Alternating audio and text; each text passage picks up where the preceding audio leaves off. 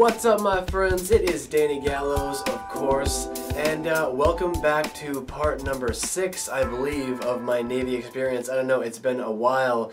With starting a new job and everything, my life has just become a little bit more hectic and a little bit more busy, but nevertheless, this is the next part of my Navy experience, and basically what this is going to be is my second year in the fleet. I think last time we had left off, I was just moving out of my apartment with Kyle and his wife, and then into my new house with my buddy Matt and my buddy Slopes as well, our drummer. You know, we had our band and everything at the time. So yeah, let's pick back up right there because, I mean, we've got a lot to talk about today. Just like last video, I have to mention there's probably going to be a lot of edits in this video because there's just a lot of stuff that I have to remember and talk about, because my second year in the Navy was just busy. I mean, it was my busiest year in the Navy. It was 2006, I believe. Yeah, 2006 it would be. Yeah, definitely my busiest year. Yeah, I forgot to mention that I received my first tattoo in 2005. Some of you guys ask about my tattoos sometimes. This right here was the very first tattoo that I ever got, right there in San Diego, and you can see it's stamped right there. It says 2005 at the bottom. And Kyle told me, Kyle went to the shop to get it done, you know, downtown San Diego, and he told me not to get the date. He's like, dude, don't put the date on there. You know, you're gonna regret that. And if you guys are wondering what that is, it's not anything offensive or anything bad or anything. It's an H and an E combined together, and it means highly evolved. And it's basically it's like a tag. You know how like graffiti artists have like a tag that they put like their one like symbol or their group of lettering letters together or something like that somewhere on a wall or something. That's like the same thing. It's just like that's like the same idea. It's an H and an E together. It means highly evolved. It's supposed to be like a play on the human race, like a satire of the human race. Like, you know, we're like this highly evolved race on Earth, but you know, like we're really not.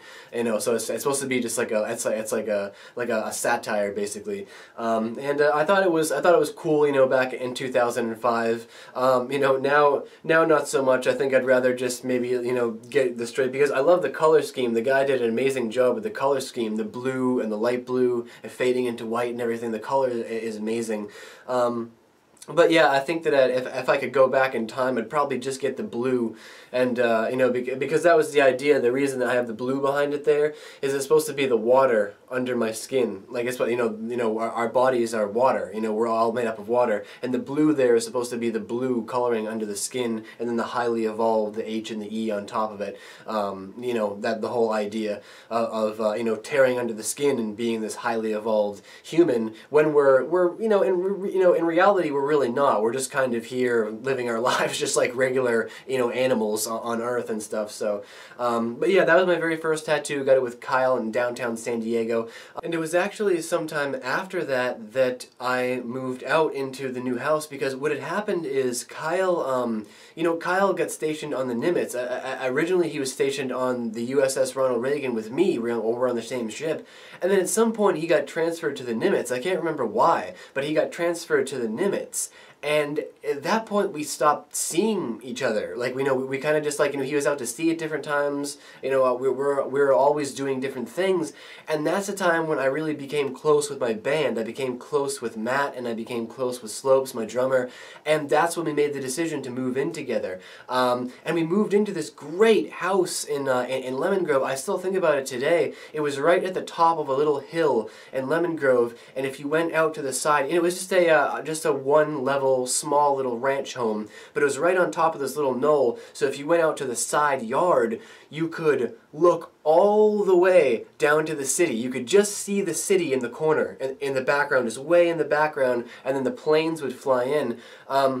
And that's actually where we got our band name. When I came back out to California in 2010, much later, my band was called Slow Motion Airplanes. And the reason for that is because of what we witnessed at that house where we would have parties, we'd have get-togethers and stuff, and we would stand out in the backyard, and we would watch these planes come in slow motion as they were preparing to go into the airport, and it was just such a trippy, experience. It's kind of surreal If you've ever seen planes flying very, very slow coming into the airport, it's very, very surreal, and we kind of wanted to capture that feeling and put it on a band name, so we did. But unfortunately, you know, like I said, that was in 2010, because unfortunately we couldn't play. We were still playing it at the rec center and stuff like that back then, because we couldn't play inside the garage, because for one, it wasn't soundproof, and for two, our neighbors next door just were not going to have it. We lived in a tight-knit community and everything. But, you know, we made do. And the funny thing about it is that my living arrangement was really unique, because when we got to the house, you know, Matt had a bedroom, and his girlfriend, and then Slopes had a bedroom for him and his girlfriend, and then that was it. There's only 2 bedrooms in the house, and so we're all like discussing like where am I going to sleep. And so I go out into the garage. We have this really big garage out there, and no one was going to park their car in it. No one wanted to use it for anything. And it was pretty well insulated. It was decently insulated garage and everything. So I said, you know what I'll do? I'll just go to like Walmart or something, and I'll get myself a 10-person tent, and then like a futon mattress, you know, and plastic shelves and stuff like that, and I'll just set this tent up inside the garage. And everyone at first was like, no, like, you can't do that. And I was like, yeah, like that's how I'll do it. And so I did. I went out and I bought this huge tent at Walmart. You know, one of those like $280, like 10-person tents, and I set it up right inside the garage. So I had this tent inside the garage, and then a futon mattress on the ground, and then I had a TV in there. I brought a TV in there and everything. I mean, it was awesome. It was like this really cool setup, really unique setup too. I mean, seriously, like tell me the last time you heard of someone sleeping in an arrangement like that inside a house just to make do. But that's the thing is, you do stuff like that because we wanted to be in our own house. We didn't want to be in apartments anymore because we could afford apartments. Apartments were cool. We had fun times at apartments, very fun times at apartments and stuff like that. But we wanted our own house. We wanted a house to go to and our own place to go to, our own little sanctuary with a backyard and a side yard, some place where we could go and barbecue and maybe band practice, but unfortunately we couldn't do that. And so when we got this house, it was great because, of course, with all housing deals, everything is up in the air until it's finalized. And what did it was we were military veterans. That kind of like put us over the edge. We were really playing up this. Oh, we're veterans. We're veterans. We want to we're good renters. We have money. We have lots of money. We work every day, obviously, and we're ready to pay rent on this place. And that's what got us in. And we were just so psyched. I mean, I remember when we moved into the house, it was actually right around my birthday, just like a couple of days to or from my birthday, I can't remember, but I remember for the very first time ever going out at the age of 21 officially and buying alcohol. And it was a pack of Smirnoff Ice. It was like one of those grape, I think it was watermelon. It was watermelon Smirnoff Ice, one of those 6-packs, because I just wanted to, just get something to party. And I made myself incredibly sick, as many people do who drink those things. But, I always remember that first night because we just, the only thing that was working was the TV and like the Xbox, so we just set up, we were playing games and we were playing music. And there's just nothing like that first night in your house, you have a couple of friends, not everybody, but just a couple of friends there. The people that help you move, the people that are riding in the U-Haul trucks with you and stuff like that, carrying all your stuff from place to place. And you just kind of have this small kind of get together, and there's barely anything there. There's barely any furniture. I think we had like a couch and a chair there. There's barely anything there, and it was just great because. That feeling of being inside your own house, because even though there's multiple people living there, it was our house, and there's nothing like that feeling of being in your own place, knowing that you have your entire life to live ahead of you. I was also taking lots of trips to LA too. I used to love getting on the Greyhound bus at like I booked my bus for like early in the morning, like 6 in the morning or something like that, and I'd stay up all night, and I'd go to the Greyhound station and I'd book a ticket for Los Angeles. And what I'd do is I'd just take the Greyhound up to Los Angeles, and then I'd just walk around the city. And I remember like I went so many places. I remember being scared walking on the outskirts of Los Angeles. If you guys guys have ever walked on like the outskirts of the city, it's not a pleasant place like to be. It's a very sketchy place to walk through.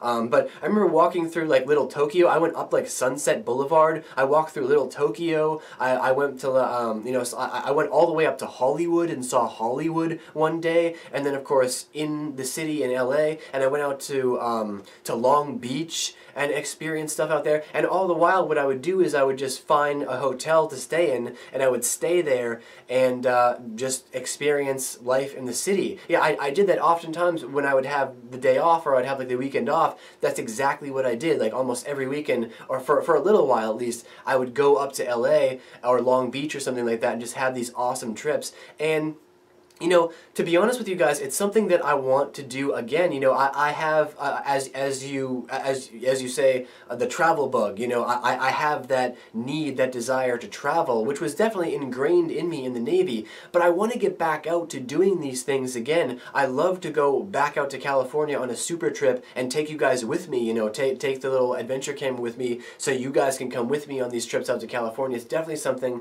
that I want to do. But now I'm getting sidetracked, of course. Because out to sea is coming. And, you know, that was our life, you know, finally out of our apartments and into our own place where we could just all group together for once as friends and have our own private sanctuary. But unfortunately, you know, of course, that was all interrupted by the military service in general, because not only did we have to work, but we oftentimes had to go out to sea. And, you know, out to sea was really some of the best times in my life. You know, I explained some of this in my last video, but really my second year in the Navy was when things started to happen, because it wasn't just small cruises anymore. It wasn't just, you know, flight ops and you know, routine, you know, oh, we got to fly this cargo plane here, we got to go out to sea here to test that, we got to go out to sea here to catch these planes and, you know, run these drills and stuff like that. All of a sudden, it wasn't drills anymore. All of a sudden, now, we were about to go on our very first cruise. And cruises last about 6 months at a time. You're talking about being on an aircraft carrier out to sea for a majority of that time, because, you know, even though we're visiting countries and stuff like that, you guys got to remember that we only have a couple of days in port, if that, and then we're right back out to sea. And when we went back out to sea, that's really where our friendships started to grow. Incredibly, was that time period when we were visiting different countries together. And that's where the adventure goes from here, because after we started this great life and everything, now it was time to go back out to sea again, and for a very long time. And I remember just, you know, that feeling of packing all of the stuff that I knew I was going to need, you know, even though I still forgot some stuff, packing all the stuff that you're going to need, knowing that you're about to go out on a floating piece of steel, like a literal city in the middle of the ocean for 6 months. I mean, it's a really, really incredible feeling, because, you know, I'd never done it before. There was plenty of people around me that had done it before, but I'd never done it before. And, you know, that you pass through that security gate for the last time, and you just kind of give a look back onto the dock, knowing that, you know, because you have to come to the ship the night before. You know, you have to be there 24 hours before. You have to be there, spend the night on the ship. In most cases, if I remember correctly, in most cases that's how it happened. And so, you know, you wake up and you're going out to sea the next day. And as I said, you know, out to sea was where everything happened. Like, I just remember one of the most vivid experiences that I ever had in my life in the Navy was working the skeleton crew. One of the very first things that I did, you know, aside from going down into like the dish pit and cranking and doing my time in the mess hall and stuff like that, one of the first duties that I was ever assigned to was working a lot of the night shifts and stuff like that. Because back then it wasn't like I am now. You know, now I need to, you know, go to sleep at a certain time because I'll get really, really tired. But back then I could stay up all night. And working on the skeleton crew was just the most amazing thing, because being on an aircraft carrier out to sea in the middle of the ocean and just having you know, planes take off, seeing those giant engines light up blue and orange and yellow and everything at night and sweeping off into the night, and then also the after hours was what really got me, because when you stay up on watch, you know, if you're like on duty or something like that, and you're staying up on watch all night, it's a very, very eerie feeling to walk up on the flight deck at like 2 or 3 in the morning and to see like all the stars spread out, you know, over your head like a giant, you know, diamond blanket. I mean, like every single star and planet you can imagine, you know, visible to the eye. You know, and but also, you know, while at the same time you look at the back of the aircraft carrier and there's this, you know, Hawkeye back there with its huge rotors at full capacity, just testing its engines, just testing its rotors, making this huge loud sound. And you guys got to remember, it's like 2 or 3 in the morning. And sometimes they do that. They test the engines of these big prop aircrafts. They'll put them right at the back of the aircraft carrier. And everything else around you is just pitch, just dead silent, you know, except for this huge aircraft going on. And just being up there and moving aircraft at night. And I remember I worked in flight deck control, so one of the things I had to do was I had to be up in this little area called Fly, which was this clear, basically clear a semicircle where you could see the entire flight deck. That's where they had the camera. If you guys ever wonder how they get you know, all of the pictures, the visuals from the planes landing and stuff like that, they have little cameras in the flight deck, but they also have a camera, a literal like camera booth, where it's like a half circle of clear, you know, glass, clear pane, and then the camera is just inside the thing, and it just moves. And we, you know, obviously there's a camera operator, a very old camera too, and then one of us from Flight Deck Control would have to be up there in this little station overlooking Flight Deck Control and actually giving the position of aircrafts, all the aircraft on the flight deck, to the guy down below who is working the Ouija board and moving all of the wooden pieces around. So it was just, you know, surreal. During the daytime, it was great, you know, watching all the aircraft take off. You get a front row seat to everything. But at nighttime, it was just very, very, very eerie, because imagine being up there. You know, I had to come up through the radar room. One of my girlfriends at the time actually worked in the radar room. I had to come up the stairwell, you know, a couple of stairwells around the door, and you have to ring the doorbell so that the radar technicians can actually let you in. And then you go in, and it's like row after row after row of these like they almost look like computers, like you know, if you've ever seen like, you know, huge computer terminals and stuff like that, you know, all lined up in these big warehouses and stuff like that. That's what it looks like. They have all these like you know, radio and electronics and stuff like that, and, you know, stacked up. And then my door was immediately off to the left. We'd just go in off the left, go into this little station, and sometimes I'd have to be up there at like, you know, like you know, 1 o'clock, 2 o'clock in the morning while they were moving planes around the deck so that we could make sure that, you know, that we had a good visual and everything, you know, the end of flight ops and stuff like that at like, you know, 1, 2 in the morning. And there's nobody else up there. The camera operator's not up there because no planes are actually flying or anything. So it's just you by yourself up there all alone in this very eerie, dark, desolate space, and you're watching these, you know, F-18s and stuff, you know, just kind of slowly be dragged across the flight deck, and it's just this eerie feeling. And you don't want to go to sleep. You're not tired. You know, you're interested in what's going on and seeing everything that's going on. It was just great. And, you know, and of course, you know, being down in my Fly, that was the name of our basically our compartment space. We had Fly 1, Fly 2, and Fly 3. Fly 1 was all the way up at the bow, Fly 2 was right in the middle of the ship, and Fly 3 was at the stern, at the back of the ship, and I was in Fly 2, and there were just these little places, basically our little workstations, where we all went, you know, to gear up and get ready to go on the flight deck and to go on break and stuff. But at nighttime, they just became like these spaces where people would hang out. Whoever was on watch that night, right? They just became these spaces where people would hang out to go do things. Whenever you know, because someone always had to be there to be ready to go up and do something with the aircraft. You know, people had to stay up all night and stuff like that.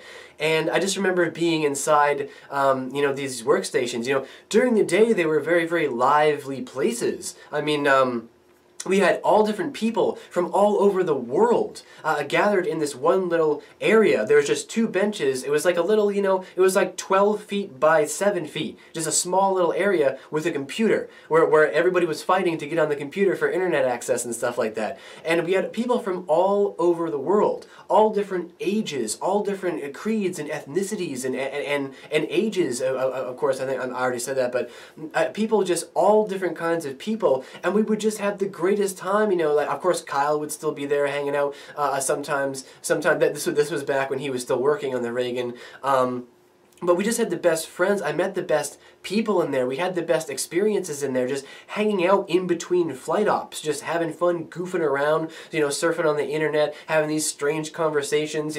People would do stuff like, if we had a friend who was a cook or something like that, who worked down the mess deck, they would come up and they would leave like cookie dough, or they'd leave like, pie or like cookies or stuff like that, and they'd put them in our fridge, and so we'd have this stuff to eat, and would come down all sweaty off of flight ops, and would grab a little sandwich that was in a plastic bag and just scarf that down real quick, and then grab like a hunk of a cookie dough or something, and then scarf that down real quick, put all our gear back on, run back up on the flight deck back, because we only had this short time in between breaks, and just laughing and having a good time, and basically just partying, out to sea, having the most fun that we could with each other, just in between work cycles and stuff, making friends and just having a good old time.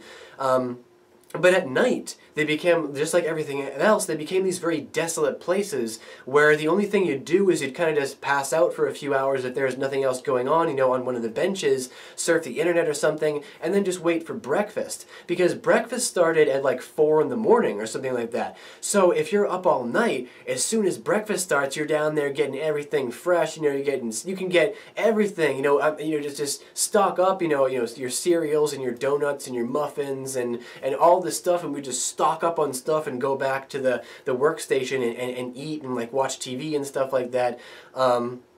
And that brings me to basically my next point, which is living in the berthings, because of course after the night ops end and everything like that, it was time to go back to the berthing and try to get some sleep. And I emphasize the word try there because it is impossible to get sleep in a berthing during the daytime. I discussed this a little bit during my last video about living in this area with basically like 100 other people. Your racks are like, there's a stack of racks right here, there's a stack of racks right here, that's one section, there's one across from you, one diagonal, one this way, and then just stacked in rows as far as you can see. And if you can imagine all these different people working in all different areas, sometimes in the same division, but working in different areas, right, of the ship, on all different kinds of schedules.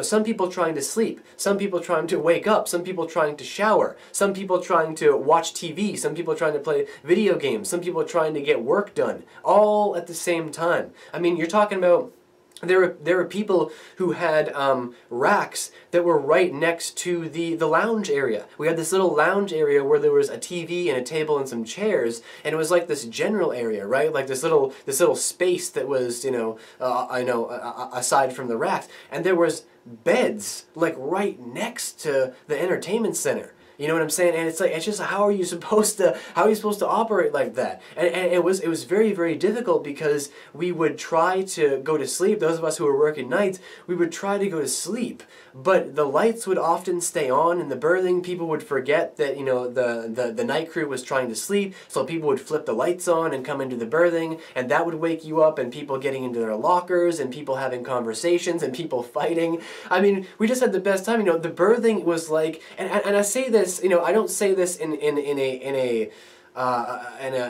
off-color way or anything, but the berthings were kind of like jail, like in a lot of ways. There were all kinds of things that were always happening there. I mean, as you can tell, like I just described to you, kind of like the setup. So you have to imagine that like all kinds of things went down there. I mean, I saw fights. I remember just I remember just sitting in my rack, you know, like writing a story or making some music or something like that on my laptop, and then just a fight would break out. Like somebody just said the wrong word, and then all of a sudden two people were just, you know, in a fist fight and just dragging each other down to the other end of the berthing. Some people fought just for fun. Some people fought just to see how tough they were. They would have like wrestling matches and stuff like that just to see, like, you know, how tough they were. And you know, and then going into the bathroom, you know, people showering at different times. One guy shaving, you know, one guy in the shower. You know, a line of steel toilets. The toilets themselves weren't steel; they're porcelain, but the doors and everything and the walls steel. You know what I'm saying? Like just like lined. You know, one row here, one row there. You know, and it's just a very strange environment, living with so many different people that you don't know. Like you really don't. You don't know these people, and you just every day you're having to work your way around them in one way or another. All different kinds of beliefs and stuff like that. You'll get in confrontations with people, and you'll also meet a lot of people too, because I mean that's how I met one of my other friends, Mike Wood. You know, he was playing guitar by my bed one day. You know what I'm saying? And I kind of just like, you know, woke up and there he was, and then we became friends. You know, and he was one of my biggest supporters when I went back to San Diego in 2010 for slow motion airplanes. You know, so it's just like you meet a lot of people like that too. You just randomly, you'll literally fall out of your rack and you'll just meet people. You know, they'll be there, but it's a very congested environment, and it's very, you know, harsh. You know, even the showers, you know, you have to wear sandals, shower shoes all the time. And it's funny because I still wear shower shoes to this day. I don't step inside showers. I mean, unless I'm like at a hotel. Like if I'm at a hotel, I can deal with it. But when I'm at home, like I don't step inside showers without sandals on. And it's something that's driven into you in boot camp because you cannot you can't be barefoot, obviously, in the showers at boot camp because of foot rot and stuff like that, and athlete's foot, and you know, fungus and disease and stuff like that. Well, the same goes for the showers on the ship. Obviously, they're ship showers. So they're these stainless steel, you know, just metal showers. And you go inside and you can't have bare feet. Like, you got to have sandals on. And showering is just a strange experience because there's parts of the ship that are around too. Like, you know, so like part of your shower will be a regular shower, and then there'll be like a steel bar that's like running through, you know, like one side of the shower that's like a part of the ship or something like that. So some of the coolest showers probably you'll ever see. And I remember cleaning the bathrooms vividly too. Sometimes we had to clean the bathrooms. We literally just took a hose and just sprayed down the bathroom. Yeah, and so very, very odd, surreal experience living in a berthing. But you will fast get used to it. You will get used to it because it's just kind of, you know, people get used to having you there, and you get used to having them there. So it's kind of just like, you know, after a while you don't care. After a while you're just so tired from doing all of this activity all the time on the ship that you just like, you know, you don't care. You just want to go to bed. You just want to chill out in your rack. This person's there. This person's there. He's over there. Whatever, you know, and it just becomes kind of like a regular thing, but still a very odd experience that I'm glad I went through, but I'm also very glad that I'm not a part of anymore, that I don't have that as a part of my life anymore. And over the course of my time out to sea with all of these great people, I continued to build my friendships with them because, you know, you got to understand that these were people that I'd had friendships with back, you know, on land. You know, just in my regular civilian life. I mean, you know, we would often do things. I mean, I met so many people. Like I said, my first girlfriend, Brandy. I met her. I sent her an email because she was in my duty section, and I thought she was very beautiful. And I remember sending her an email one day, just asking her if she played keyboard. And what happened is that there was another person with my last name in her division, and she thought that it was him, another person. And so she started conversating with me, thinking there was another person. And then I was like, you know, after a while I was like, you know, you're really nice. You know, you're a really nice person, like that. You're just like openly conversating with me like this, and you don't know who I am. And she's like, wait a minute, like, you know, who is this? And then after she found out that it wasn't him, it was still cool because by that time we'd exchanged information. I found out that she liked hardcore music. I was really into hardcore music at the time, and I found out that she liked hardcore music too. And so we just clicked. clicked, and we were in the same duty section, so we just started hanging out one day. I remember that I went up to go see a show with one of her friends, her and one of her friends, and she ended up coming to the beach with me that night, and we spent the night on the beach at like midnight. We were walking around on Coronado Beach, you know, putting our toes in the water and stuff like that, and running around just acting like kids, you know, and it was great, and of course we got together after that, and she was my first girlfriend, and I told you guys she worked up in the radar room where I had to go if I ever had to go into my workstation, you know, there was one of my girlfriends, you know, so you might have girlfriends out to sea, but friendships are the most important thing because, you know, you like I said, you build your friendships on land and then you strengthen them out to sea. I mean, I remember, you know, me and my buddy Her and Griff and my buddy Dasani and Sandlin, which were some of the guys that I met when I was first there. I remember one night we went out into downtown San Diego, and we went to this coffee shop that I had been frequenting a lot because I was a big coffee drinker, I guess, at the time, and I liked going there to sketch and to like look over the city and you know, just be a cool guy in a coffee shop. And one night when we were all downtown hanging out together in this one big group, and Kyle was there too, of course. And we were all hanging out in this one big group together, just walking around downtown. And we decided to go. I said, let's go into this coffee shop that I always hang out with. You know, we were hanging out, having a good time and everything, laughing and just cruising the streets. So we go into this coffee shop that I always, you know, was in during the daytime. And the only one there that was old enough to drink was Her, my buddy Her. His last name was spelled H-I-R, Her. And he was 24 at the time. The rest of us were all under 21. So we go in there and we just like all pretend like, oh yeah, we're in the military, we're just here, we're having a good time, can we order some beers? And we ended up getting them. It was the first time in my life I had actually been out in a restaurant and like he ordered this like bottle of wine and he ordered beer for everyone. We were all drinking. He was guzzling this bottle of wine. We had a hookah. You know, it was like a Saturday night or a Friday night. You know, we were all out downtown San Diego, just the, you know, SD life. You know what I'm saying? And so we were just sitting there with this hookah and this beer. All of us, except for Her, underage, like completely underage, you know, we're just sitting there drinking, having a good time, and those are the kinds of memories that you'll build with people. Is that you will meet people. People will come to you. They'll just kind of gravitate to you and become your friends because you will be you'll be whatever area you're put in, whatever division you're put in. Those are the people that are going to be your friends, and it just kind of happens. And then so you have these great memories when you're on land, you know, when you're, you know, out in downtown and you're having a blast and everything, and then you go out to sea. And when you're out to sea together and you can't leave each other, that's when you really build these friendships. And it becomes like the same kind of thing. Like instead of going out to restaurants, we go down into the mess hall and eat together. You know, instead of like going out for a night on the town, we go up onto the flight deck and you know, hang ourselves over the side of the ship or something crazy like that. I remember actually distinctly one story I can share with you guys that I remember distinctly. It's looking back on it now, was one of the most terrifying experiences of my life. Speaking of looking for things to do, oftentimes the smoking pit on the ship would be closed. Me and Kyle, when Kyle was still on, this is when Kyle was still in the Reagan. Me and Kyle were heavy cigarette smokers back then. And oftentimes the smoking pit on the ship would be closed for any number of reasons. We just couldn't go down there and smoke. So we would have to look for other places to smoke.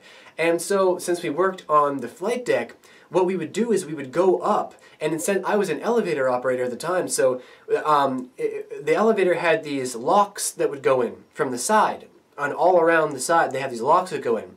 And in order to do maintenance, you have to go in these little cubby holes, right, in order to see the locks, to see the workings of the locks and everything so you can fix them. So when you go into these cubby holes, though, they have a steel grating, right, where you can step on and everything, but after the steel grating is just a drop-off. All you can see is the side of the ship and the ocean. And I vividly remember going to smoke a cigarette with Kyle, and what we would do is, I mean, if you guys can imagine this, you guys got to keep in mind, like, this is on an aircraft carrier. This is on a Navy aircraft carrier, like a Navy ship. We would sneak into this little cubby hole which was the maintenance hole for the locks, for the elevator locks, the aircraft elevator locks, and sit on this steel grate where there was nothing below us but ocean. All you could see is the side of the ship and ocean below at that, and this is while the ship is moving. Like, we're out in the middle of the ocean, as in, like, if you fall in, you're probably not coming out, you know. And look, like I said, looking back on it now, it was one of the most terrifying experiences of my life. But it was just magical because of the experience. How many people can say that they've done something like that in their lives, that I've been in that specific area of an aircraft carrier and viewed it from that angle and experienced that. And it's just, you know, I've experienced all this kind of cool stuff. And no, I do not advise you guys, if you're going into the military, going to the Navy, working on an aircraft carrier, stuff like that, do not do this, because it is very, very dangerous, and you could die very, very easily, and you know, it was terrifying. You know, I don't get any joy out of thinking about doing that. Even though it was a cool experience, like, it terrifies me thinking of that because of all the things that could have gone wrong and at that moment. And it just it was one of those unique, very, very, very vivid experiences of my Navy career. And I remember my buddy Boom. Boom was short for Boomhauer. His real name was Donald Atwell, but we called him Boom, short for Boomhauer, because he literally talked like, if you guys have ever seen King of the Hill, he literally talked like Boomhauer from King of the Hill, you know, the really fast country. Oh man, what you doing down there, man? Oh, you know, no, man. Oh, no, man, no. He literally talked like that, where you couldn't understand what he was saying, so we called him Boom. And he another one of my great friends, you know, that I never would have met otherwise if I hadn't been there in the Navy. Just this good old boy from down south, very, very comedic, got naturally comedic. Didn't know it. You know, he was one of those people that was naturally comedic, really, really chill, down to earth guy. You know, just such a blast to be around. I mean, I remember him radioing in from the elevator one time when he was out there, and I was like, Boom, Boom, you out there, man? He's like, yeah, I'm out there. He's like, all right, man. He's like, what you doing out there? He's like, how about you? How about you? And it was just he was a blast, you know. Him and Newman, we called him Frederick. Everybody had these kind of like bizarre nicknames and stuff like that. He was another really chill, down to earth guy, a really great friend, and out to sea, we just had these great experiences, but on land, you know, like Boom, for example, was just an incredibly fast driver. I remember being on land. He was on the ship, and in life, he was kind of a slower person. But you get this guy behind the wheel of a car, right? On land, when we were in San Diego, it was like the Fast and the Furious. It was like driving in the Fast and the Furious. I kid you not. Like I remember like weaving in and out of traffic, like in between cars on the San Diego freeway, going around, you know, exits on the freeway at like 60 miles an hour, 70 miles an hour, just peeling around, just a speed machine. And he had this nice souped up Honda Acura, this white Acura, and it was souped up, and he loved to take it out and do the whole Fast and Furious thing. And then out to sea, he was this very slow, kind of like down to earth, chill person who just loved laughing and goofing around and having a good time. And my buddy Jose Rivera, we called him Knife Fight because we always made jokes about him going down to Tijuana to get in knife fights and stuff like that, making up stories. My buddy he was from Chihuahua, Mexico, and everybody that I met there, he was just was so full of life, so full of energy. Like I said, people from all over the world, all different ethnicities, just coming together and just literally goofing around and just having a good time while being serious. You know, we're out to sea, you're seriously doing your work, but you still find all of this time throughout the day to just have fun and to just laugh, and it's like a regular workplace. You know, a lot of people don't realize that about the Navy. They think that like, every moment, every breath you take, every step you take out to sea is watched and scrutinized, and you can't do this, and you can't do that, and there's this restriction and that restriction. It's not like that at all. Like, do you have to pay attention when an officer comes around, like the captain or the XO or something like that? Yeah, absolutely. You know, absolutely. But it's mostly just like having a regular job. It's like you you go to work, you do your work, you hang out with people, you laugh, you have a good time, you have conversations in your off time, you go to lunch, you take breaks, and it's just great. Except that you're out in this environment, you're out to sea on this aircraft carrier, this massive piece of metal out to sea, doing flight ops and building all of these friendships with all these great people. So I think that's going to do it for this video today. I can tell that I'm running a little bit along, about 45 minutes again, so I'm going to wrap it up. But yeah, that's basically my second year in the Navy, basically 2006 in the Navy. And what I didn't tell you guys was, you know, what I'm going to do in the next video is I'm going to tell you guys the rest of my experience out to sea, and actually going to Dubai for the very first time. Actually, I'll be doing that a little bit later today, because where I left you guys, where I'm going to leave you guys in this story right now, is with all these great experiences that I had on the shore, on land with my friends, then took out to sea with me. But where our friendships really, really took off was when we went to these countries, was when we actually went to different countries and had these experiences as friends in these ports of call. And that's what I'll be starting to discuss in my next video, where I'm going to be discussing with you guys my very first trip to Dubai and to the sand pit, and to all of the amazing experiences that we had there. So I will see you guys for part number 6, I think, of my, or I should just say, the next part of my Navy experience, which will be coming up later today. So until then, take care everyone, and I will see you later.